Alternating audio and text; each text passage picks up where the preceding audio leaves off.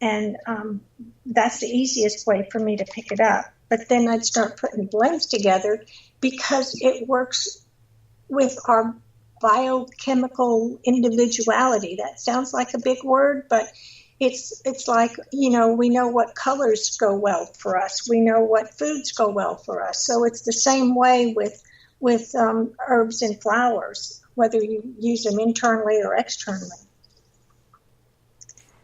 That was a long answer. I'm going to stop. No, please. I mean, you're here because I want to learn from you, and I know other people do too.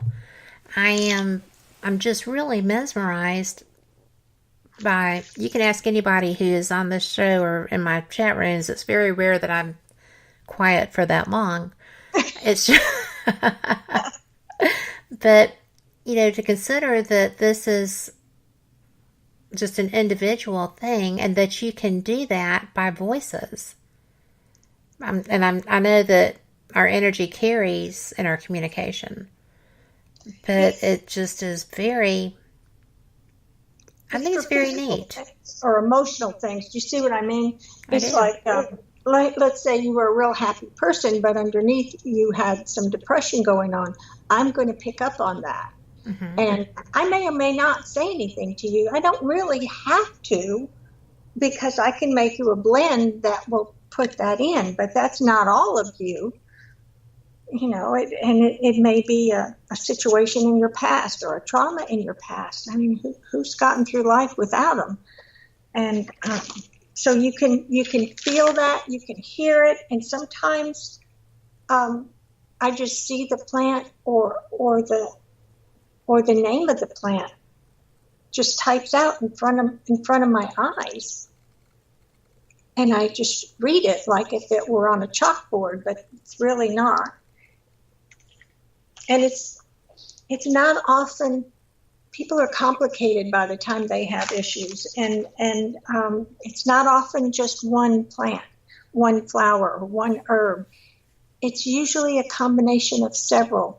And then you're really in the creative process yourself, because you're making something from all these things. And just like when you make a casserole, cheese is not just cheese. It's part of the eggs and the noodles and the whatever else you put in there.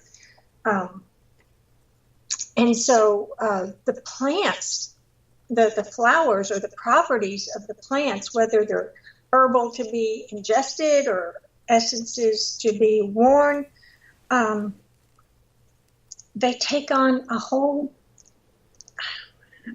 new level that the plant is not exactly aware of itself. In other words, we've put our own creativity in there. Yes, I know you need these 5 different flowers for a blend, and it'll give you a lot of emotional and physical support. And when I put those together, the flowers are going, oh, cool. They get to meet each other. They may or may not have grown together in the gardens, usually not, but they have a whole new way. It's like when we learn a new talent that we didn't know we had, and we get to utilize it. But somebody like me comes along to be the catalyst for that. Well, I just find that fascinating. But it stands to reason. They're coming together. They're coming together for a purpose. And I'm sure that they don't do it without you making them aware of that too, right? Do you communicate back with them? Yes, definitely. So you're letting them know that this is the goal. Yeah. And I didn't know it before I talked to so-and-so, and they gave me some things they want to work on. And as it so often happens, they may not have a diagnosis, or, they'll say, nobody's been able to help me with this, or this is very complicated. And it's like, good, because we've got a lot of plants we can work with. And sometimes it's a little bit of a step-by-step approach, but it's different for everybody. Some people, just blow wide open when they first start taking it, and within a month, they're done. They're doing great. And someone else, like me, might take a long time. Well, everybody heals differently from everything that happens to them, though. And different physical or emotional traumas heal at their own pace, even for the same person. If you've ever, I used to work with psychiatrists in Houston when I lived there a long time ago, and you didn't want to have a doctor that hadn't experienced some of that. Do you understand what I mean? Mm-hmm. So, I've had a lot of things health-wise and emotionally. I'm a very emotional creature that have come up for healing. And if I hadn't had those experiences, the negative and hopefully the positive also, it wouldn't have been as easy for me to help people. I think that's one reason I zone in on people so well, I think. And, I would say that was definitely a truth. Yeah. And I know in psychological work, it's just the trade, the people themselves will say, oh, you don't want to be one of those people that is a grief counselor and you've never been through grief, for example. Well, yes, because theory sounds really terrific, but application is quite different. Yeah, and that person, you're not going to say what they need to hear or just be there for them. Sometimes just by giving people hope and direction, I think, what I tell people is, we're working on this together. We're a team now. So we're actually joining energy, and it doesn't stop when they walk out the door. I hang up the phone or Skype or whatever. It keeps going, and I'll actually pick up on people right before they call back. I might not have heard from them for a long time, and that's fine. But I'll start thinking of them, and sure enough, they'll call back. So we're still connected, and it's that connection that helps the body heal itself. I like the whole concept of plants and herbs being medicinal, but none of this would work if the body wasn't a self-healing unit, right? Well, and people forget that, or they've never known it. Yeah. Because in our particular culture, we're taught that doesn't happen. That you have to go and get synthetic medications and get all these terribly strong antibiotics, or which suppress your own immune system and prevent you from being able to cure yourself. My daughter is pregnant and just had an issue that she had to get addressed, and they prescribed something for her that should not be given to pregnant women. Oh, no. And it was in an OB/ER that they did that. Wow. And thank goodness she is very cognitive of what is good for her and what's not. And her pharmacist caught this one and said, oh, I don't think so. We're not going to do that. So sometimes you just have to know what is right for you and trust what is going on with you. Because everybody makes mistakes. That happened to be a big one. Yes. But everything happens, and we have to have enough knowledge to be doing self-care as well as accepting help from others. And right. I think, and not judging things as they go along. When am I going to get well? It's been 5 minutes, that right. kind of thing. I try to tell people, just let your body's going to do what's most important first. And it may not be your weight. It might be some other endocrine imbalance that has to be addressed. So the weight will naturally come off. Yes. For example. Yeah,